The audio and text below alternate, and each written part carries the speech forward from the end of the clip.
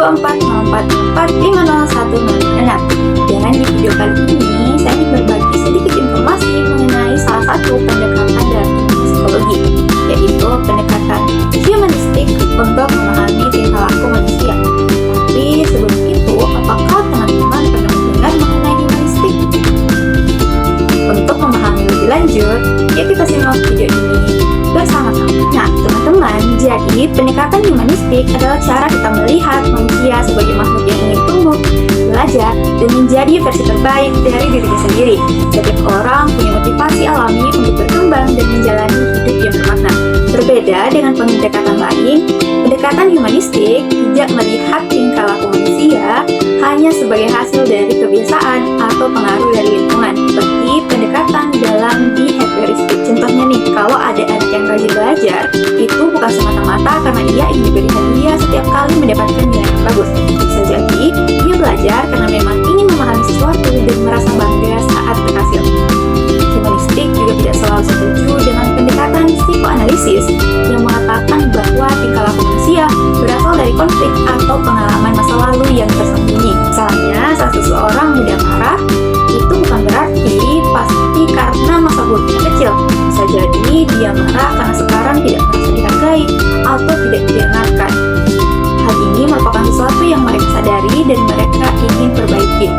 Nah, jadi kesimpulannya, menurut pendekatan humanistik, manusia itu bertingkah laku karena mereka sadar akan pilihan hidupnya, kemudian mereka bertingkah laku karena punya tujuan dan ingin berkembang menjadi pribadi yang lebih baik. Nah, agar teman-teman lebih memahami apa sih pendekatan humanistik itu, mari kita lihat dari perspektif para ahlinya. Tapi sebelum itu, aku bertanya nih kepada teman-teman, pernah nggak sih kalian merasa kalau hidup itu seperti naik tangga? Atau mendaki gunung? Kadang terasa berat, tapi kita tahu ada tujuan yang ingin dicapai di atas sana. Ternyata bukan cuma kita yang berpikir demikian. Seorang psikolog asal Rusia bernama Abraham Maslow juga memiliki pemikiran yang serupa. Maslow yang dikenal sebagai salah satu tokoh utama dalam psikologi humanistik menciptakan teori yang disebut sebagai hierarki kebutuhan, atau lebih gampangnya kita sebut sebagai tangga kebutuhan manusia. Menurut Maslow, kita hidup dibangun dari 5 tingkat kebutuhan seperti piramida. Untuk naik ke tingkat yang lebih tinggi, kita harus lebih dahulu memenuhi kebutuhan yang paling bawah atau kebutuhan dasar dari piramida tersebut. Yuk kita bahas satu persatu. Di tingkat pertama adalah kebutuhan seperti makan, minum, tidur, dan juga kebutuhan akan udara segar. Tanpa ini semua, kita nggak akan bisa mikir jauh-jauh soal cita-cita. Kalau perut keroncongan, pasti fokus utamanya cuma satu, yaitu cari makanan. Kemudian lanjut ke tingkat kedua, yaitu kebutuhan akan keamanan. Nah, hal ini bukan cuma keamanan dari bahaya, tetapi kita juga bisa merasa stabil, punya tempat tinggal, kemudian pekerjaan tetap, dan juga memiliki kehidupan yang teratur. Di titik ini, kita mulai merasa lebih tenang jika kebutuhan tersebut dipenuhi. Lanjut ke tingkatan yang ketiga, kita akan mulai mencari cinta dan kasih sayang. Nah, pasti kita semua ingin punya teman, pasangan, kemudian memiliki cinta dari keluarga dan orang-orang yang bikin kita merasa diterima dan tidak sendirian di dunia ini. Kemudian tingkat yang keempat adalah kebutuhan akan penghargaan dan juga pengakuan.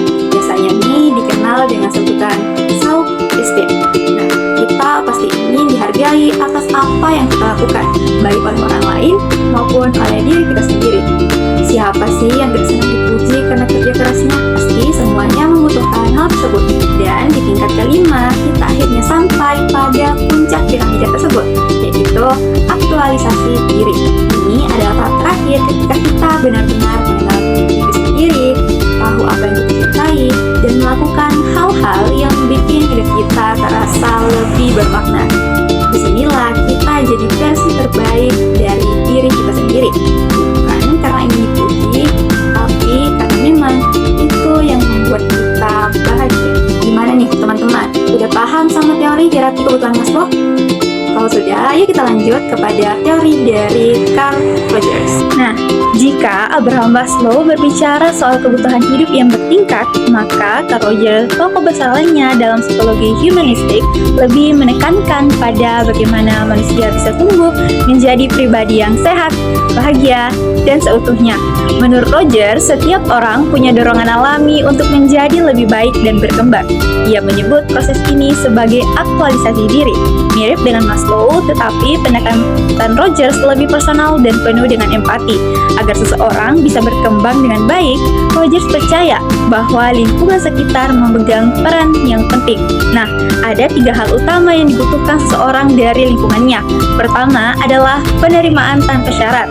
Artinya, seseorang merasa diterima dan disayangi apa adanya, bukan karena nilai bagus, penampilan menarik, atau prestasi tertentu. Misalnya nih, ada anak yang tetap disayang oleh orang tuanya walaupun nilainya jelek, tapi bukan dimarahi, akan tetapi diberi semangat untuk belajar lebih baik.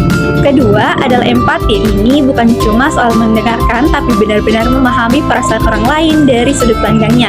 Contohnya ini, ketika ada teman kita yang sedih karena gagal masuk sekolah favorit, kita nggak bisa langsung bilang, ya udah sih, coba lagi aja. Tapi kita bisa duduk di sampingnya, kemudian berkata, aku ngerti kamu pasti kecewa. Aku di sini kalau kamu butuh teman untuk bercerita. Dan yang ketiga adalah kejujuran atau keterbukaan yang dalam istilah Rogers disebut kongruensi. Hal ini berarti orang-orang di sekitar kita bersikap jujur apa adanya, tidak berpura-pura. Contohnya ini, guru yang mengatakan bahwa tugas kita kurang bagus, tetapi ia menyampaikan dengan cara yang membangun dan juga memotivasi. Jadi gimana nih teman-teman, sudah paham kan mengenai pendekatan humanistik? Jadi kalau kita ingin menjadi versi terbaik dari diri kita, jangan lupa untuk menjaga kebutuhan, baik itu fisik maupun psikologis.